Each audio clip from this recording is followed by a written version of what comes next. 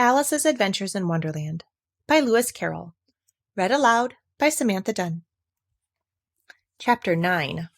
The Mock Turtle's Story. "You can't think how glad I am to see you again, you dear old thing," said the Duchess as she tucked her arm affectionately into Alice's, and they walked off together. Alice was very glad to find her in such a pleasant temper, and thought to herself that perhaps it was only the pepper that had made her act so savage when they had met in the kitchen. "When I'm a duchess," she said to herself, not in a very hopeful tone, though, "I won't have any pepper in my kitchen at all. Soup does very well without. Maybe it's always pepper that makes people hot-tempered," she went on, very much pleased at having found out a new kind of rule, "and vinegar that makes them sour, and chamomile that makes them bitter, and barley sugar, and such things that make children sweet-tempered. I only wish people knew that. Then they wouldn't be so stingy about it. You know." She had quite forgotten the Duchess by this time, and was a little startled when she heard her voice close to her ear. "You're thinking about something, my dear, and that makes you forget to talk. I can't tell you just now what the moral of that is, but I shall remember it in a bit." "Perhaps it hasn't one," Alice ventured to remark. "Tut, tut, child," said the Duchess. "Everything's got a moral, if only you can find it." And she squeezed herself up closer to Alice's side as she spoke. Alice did not much like keeping so close to her. First, because the Duchess was very ugly, and secondly, because she was exactly the right height to rest her chin upon Alice's shoulder, and it was an uncomfortably sharp chin. However, she did not like to be rude, so she bore it as well as she could. "The game's going on rather better now," she said, by way of keeping up the conversation a little. "'Tis so," said the Duchess, "and the moral of that is, 'Oh, 'tis love that makes the world go round.'" "Somebody said," Alice whispered, "that it's done by everybody minding their own business." "Ah, well, it means much the same thing," said the Duchess, digging her sharp little chin into Alice's shoulder as she added, "and the moral of that is, take care of the scents, and the sounds will take care of themselves." "How fond she is of finding morals in things," Alice thought to herself.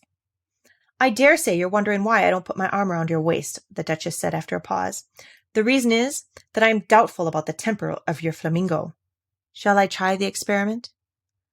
"He might bite," Alice cautiously replied, not feeling at all anxious to have the experiment tried. "Very true," said the Duchess. "Flamingos and mustard both bite, and the moral of that is, birds of a feather flock together."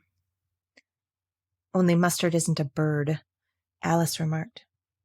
"Right as usual," said the Duchess. "What a clear way you have of putting things." "It's a mineral, I think," said Alice. "Of course it is," said the Duchess, who seemed ready to agree to everything that Alice said.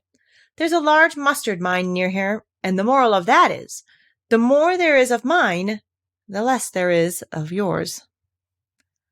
"Oh, I know," exclaimed Alice, who had not attended to this last remark. "It's a vegetable. It doesn't look like one, but it is." "I quite agree with you," said the Duchess, "and the moral of that is, be what you would seem to be.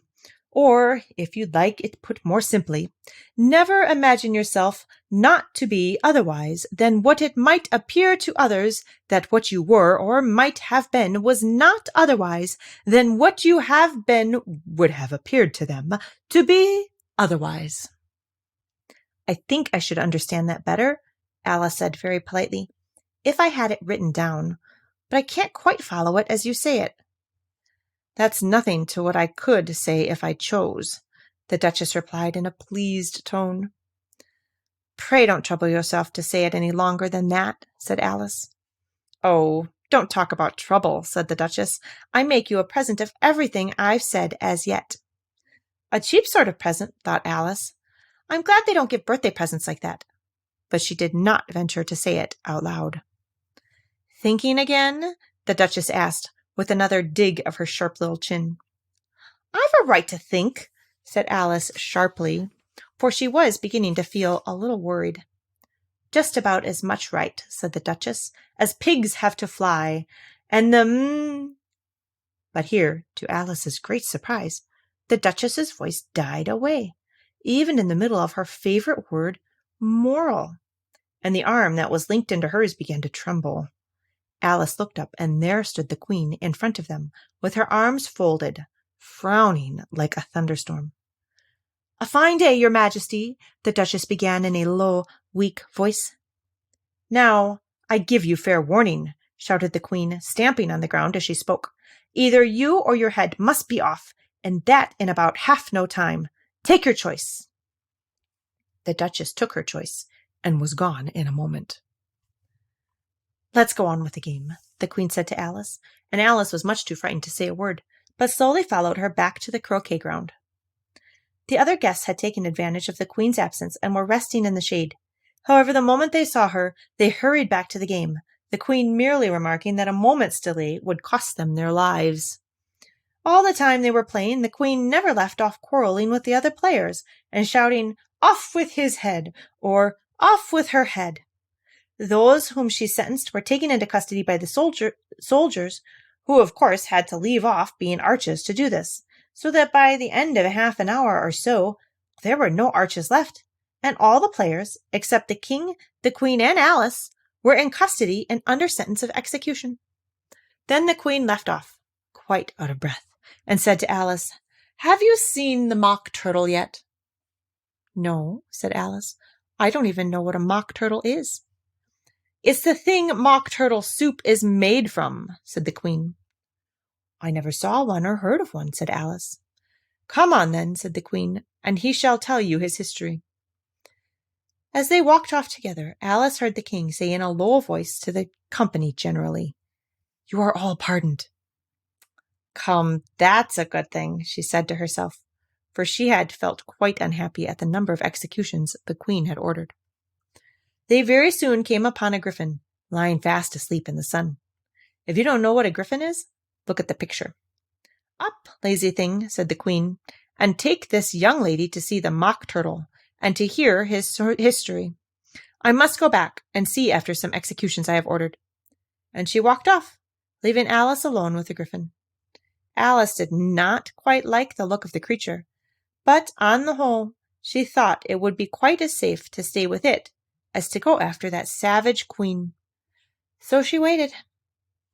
The griffin sat up and rubbed his eyes. Then it watched the Queen till she was out of sight. Then it chuckled.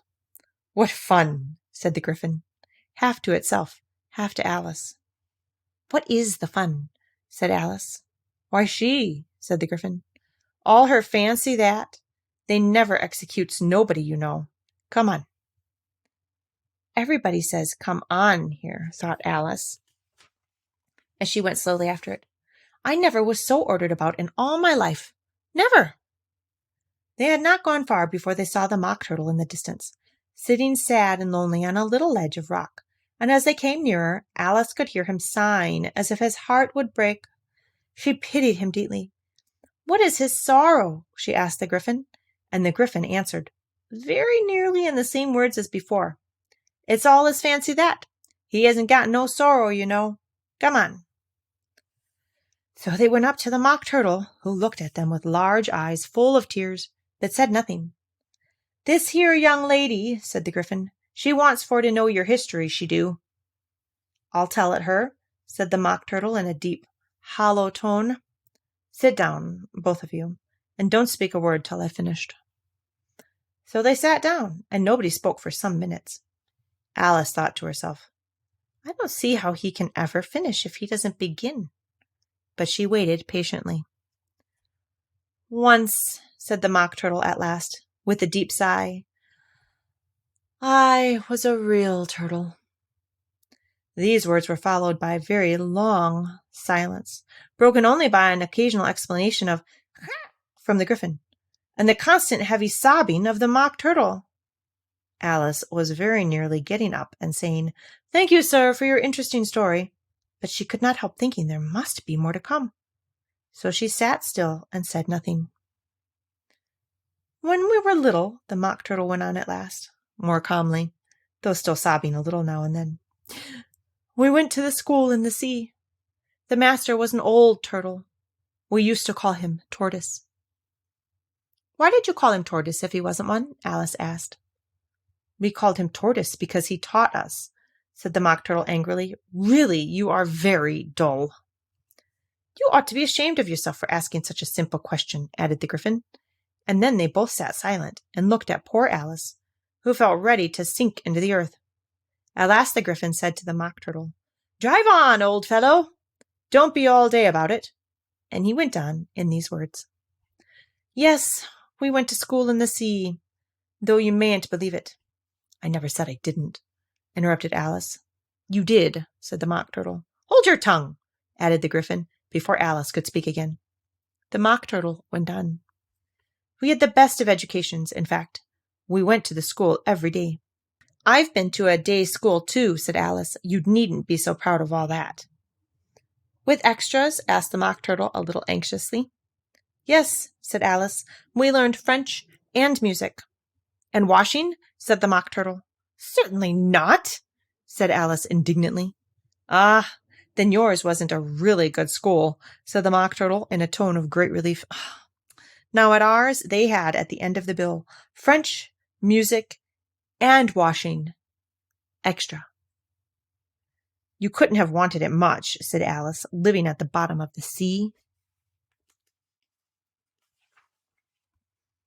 I couldn't afford to learn it, said the Mock Turtle with a sigh.